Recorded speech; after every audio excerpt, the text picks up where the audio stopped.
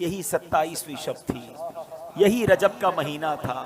میرے آقا حضرت ام ہانی رضی اللہ تعالیٰ عنہ کے گھر آرام کر رہے ہیں کہ جبریل امین جو فرشتوں کے سردار ہیں نبی پاک کے دربار میں آتے ہیں۔ آرام سے جگاؤں کیسے؟ رب کا حکم ہے کہ محبوب کو بلایا جائے، مگر محبوب آرام کر رہے ہیں۔ یہ وہی آرام ہے، نہ جگانے پر صدیق اکبر نے نماز قضا کر دی تھی، نہ جگانے پر سیدنا صدیق اکبر نے سانپ کا ڈس جو ہے وہ برداشت کر لیا تھا، جگایا نہیں۔ اور مولا علی نے دیکھا کہ عصر کی نماز جاتی ہے تو چلی جائے، آقا کے آرام میں خلل نہ آئے، اب جبریل امین کو جگانا ہے۔ اللہ اکبر، بلاوا رب کی طرف سے ہے۔ تو اعلیٰ حضرت نے گویا قصیدہ معراج میں کہا کہ فرمایا یہی سما تھا کہ پے کے رحمت، خبر یہ لایا کہ چلیے حضرت، ذرا سمجھیے گا بات کو، کیا خبر لایا کہ چلیے حضرت تمہاری خاطر کشادہ ہیں۔ کیا کشادہ ہیں؟ جو کلیم پر بند راستے تھے۔ نبی پاک کو حتیم میں لایا گیا، وہاں نبی پاک کے سینہ اقدس کو چیرا گیا اور اس میں نور کی برسات کی گئی، حکمتیں داخل کی گئی، پھر سینہ اقدس کو بند کر دیا گیا۔ آج لوگ کہتے ہیں سائنس نے بڑی ترقی کر لی ہے، اوپن ہارٹ سرجری ہوتی ہے۔ سنو، 1450 سال پہلے ایک بار نہیں، نبی پاک کی 4 بار اوپن ہارٹ سرجری ہوئی، مگر یہ کیسی سرجری تھی؟ نہ کوئی تکلیف ہے، آقا دیکھ رہے ہیں کہ دل کو باہر نکالا گیا ہے اور نبی پاک کے سامنے نور ڈالا جا رہا ہے۔ اللہ اکبر، یہ بھی نبی پاک کا معجزہ ہے۔ اور پھر وہ سفر شروع ہوتا ہے۔ اب نبی پاک مکہ پاک سے بیت المقدس جاتے ہیں۔ سبحان اللہ، بیت المقدس کا سفر یہ براق پر کیا جاتا ہے۔ نبی پاک علیہ الصلوۃ والسلام اب پہنچتے ہیں اس جگہ پر جسے ہم بیت المقدس کہتے ہیں۔ بیت المقدس ویسے بھی دیکھنے کی بڑی تمنا ہے، لیکن جب سے یہ پڑھا ہے اور جب پڑھتے ہیں ایک دل میں عجب تمنا جاگ اٹھتی ہے۔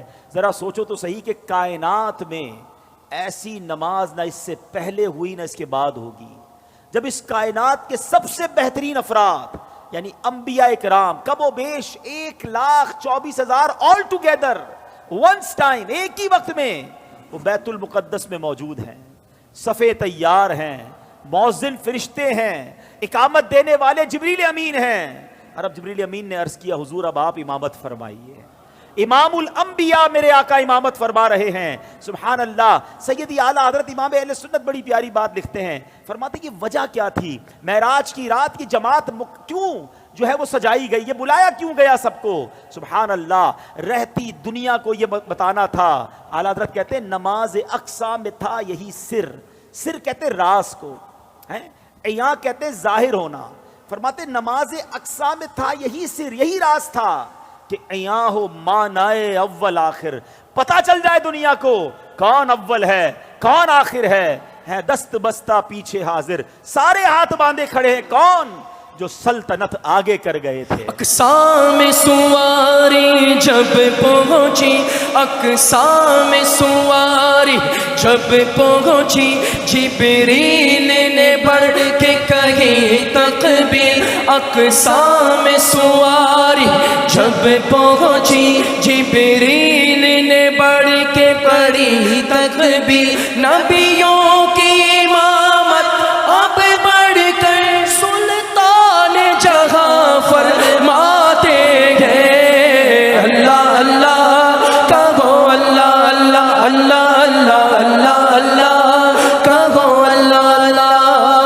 اب نماز سے میرے آقا فارغ ہوئے، اب آسمان کے سفر کی تیاری ہے۔ اب سفر آسمان میں وہی براق ہے، وہی بارات ہے، وہی دولہا ہے، وہی باراتی ہیں۔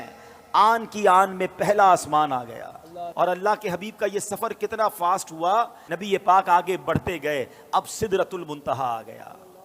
اب یہاں جو ساتھی ہے جو ام ہانی کے گھر سے لے کر ساتھ جا رہے جبریل امین، وہ عرض کرتے ہیں کہ حضور بس اب یہاں سے آگے میں نہیں جا سکوں گا، یہ میری لمٹ ہے، اس سے آگے گیا تو میرے پر جل جائیں گے۔ اللہ اکبر، اب اس کے آگے فقط رب کے حبیب جا رہے ہیں۔ یہ وہ مقام ہے کہ جبریل امین بھی پیچھے رہ گئے۔ اللہ اکبر، اب جناب نبی پاک علیہ الصلوۃ والسلام جب آگے جاتے ہیں، جبریل ٹھہر کر سدرا پر بولے جو بڑے ہم ایک قدم، جل جائیں گے سارے بالوں پر، اب ہم تو یہیں رہ جاتے ہیں۔ جبریل ٹھہر کر سدرا پر بولے جو بڑے ہم ایک قدم جل جائیں گے سارے بالوں پر، اب ہم تو یہی رہ جاتے ہیں۔ اللہ اللہ کہو، اللہ اللہ اللہ اللہ اللہ اللہ کہو، اللہ اللہ۔ نبی پاک کا جو اگلا سفر ہے نا، اس کے بارے میں کوئی کچھ نہیں بتا سکتا کہ وہاں کیا ہوا، کتنی دیر دیدار ہوا، اللہ نے اپنے حبیب کو کیا دیا، حبیب پاک نے کیا لیا۔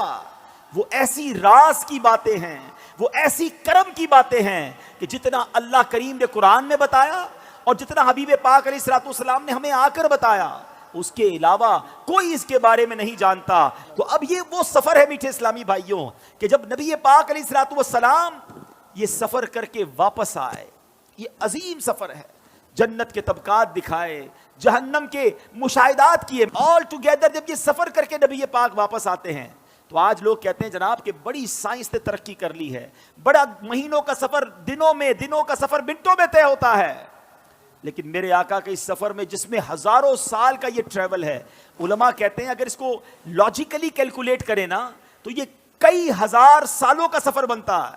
مگر نبی پاک جب واپس آئے تو جو دروازہ کھولتے وقت کنڈی ہل رہی تھی وہ اب بھی ہل رہی ہے، جو بستر چھوڑ کے میرے آقا گئے وہ بستر اب بھی گرم ہے۔ آقا نے وضو کیا تھا، ہم وضو کرتے زمین پر پانی بہتا ہے، راوی لکھتے نبی پاک آئے وہ پانی ابھی بھی بہ رہا تھا۔ تو ہو سکتا ہے آج کا یہ ماڈرن دور کوئی ماڈرن نوجوان آ کر کہے، سائنسدان آ کر کہے کہ جناب اب تو سائنس نے اتنی ترقی کر لی، تمہارے نبی تو اونٹوں اور گھوڑوں پر سفر کرتے تھے، آج ہم جناب چاند پر پہنچ گئے، مریخ پر پہنچ گئے، بڑا راکٹوں کا زمانہ آ گیا ہے، سپر سونک ایئر کرافٹ بن رہے ہیں، آواز کی رفتار سے زیادہ تیز طیارے بن گئے۔ بتاؤ کیا اسلام میں تمہارے نبی کے پاس کوئی ایسا معجزہ ہے جو آج کی سائنس کو جواب دے سکے؟ اللہ اکبر۔ سنو تو صحیح، ہزاروں سال کا سفر کر کے میرے آقا آتے ہیں اور کنڈی ابھی ہل رہی ہے۔ گویا ہوا یہ کہ کم وقت میں نہیں بلکہ نبی پاک نے یہ سارا سفر نو ٹائم میں کیا، وقت وہی ٹھہرا ہوا تھا۔ ماجرا یہ ہے، اب عشق والا جواب سن لو، دراصل بات یہ ہے کہ میرے آقا تو سارے جہان کی جان ہے نا، جب جان چلی گئی تو جہان رک گیا تھا، آقا واپس آئے جہان نے پھر چلنا شروع کر دیا۔ اعلیٰ حضرت کہتے ہیں نا وہ جو نہ تھے تو کچھ نہ تھا، وہ جو نہ ہو تو کچھ نہ ہو، جان ہے وہ جہان کی، جان ہے تو جہان ہے۔